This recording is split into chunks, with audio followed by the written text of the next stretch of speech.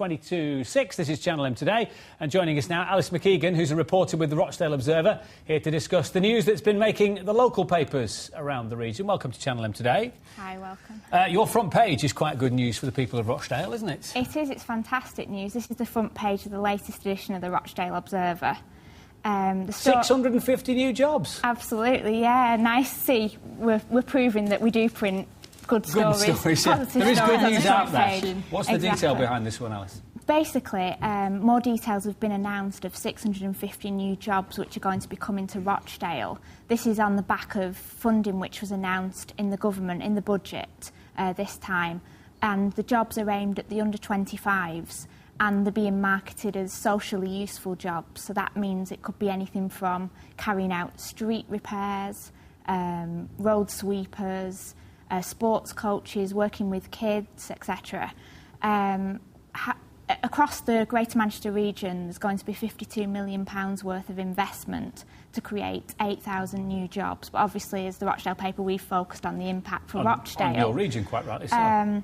But Paul Rowan, who's the local MP up there, and I've met Paul a couple of times, I thought he'd be delighted, but he's delighted with reservations. Absolutely. His response was quite mixed, to be honest, when we went to him to have a chat about it. He's welcomed the help, obviously. However, he's saying that because the jobs are targeted at to try and reduce youth unemployment, he's saying the vast majority of people in Rochdale, the over 50s who are out of work, are not going to be helped by this. So he's basically calling on the government to introduce more initiatives to help other groups of people as well. But they have to start somewhere, though, yeah, don't and that's really? the argument Simon Dunchuk, the local Labour MP, candidate, he's is the using, candidate, isn't it? Yes, yeah. He's basically saying that it's good news and we should be welcoming it. And also he made an interesting comment saying that politicians need to put their differences to one side on this, and when good positive measures are announced, they should be welcoming that. Obviously more can be done and should be done. I mean, there are 7,300 people in Rochdale who are unemployed at the moment.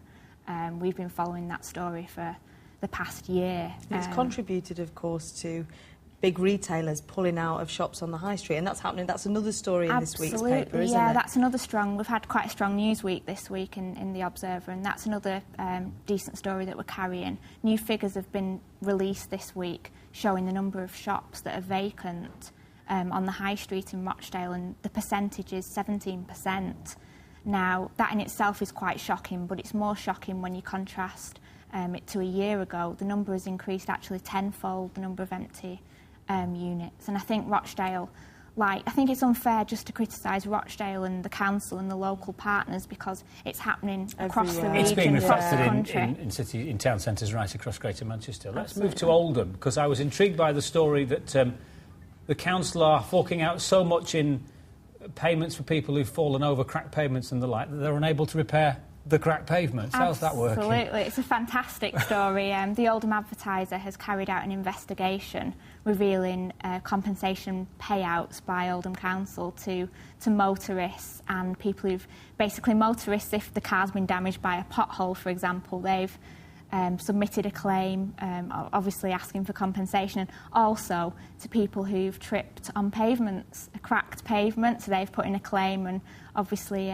since the figures show that since 2001, just over £7.5 million has been paid out by the council to the people of Oldham, and that's in over 1,000 claims that have been made. But it's come out of the highways budget, which means they can't repair the potholes and the cracks in the pavement because they're giving out all the money in compensation. Absolutely, that's the twist that's on the story. Bizarre. And now a task group of local councillors has been set up to look at this issue and see what can be done to reduce it, and they're recommending that they employ 2 more street highways inspectors, they're terming them, to have a look and see what can be done to spot cracked pavements. Really quickly, because we're running out of time. Right across all the weekly papers this week, you can go to is it Disney World? You can go to the great Disney competition in the paper, isn't there? Absolutely, yeah. Reason to buy all of our local papers this week.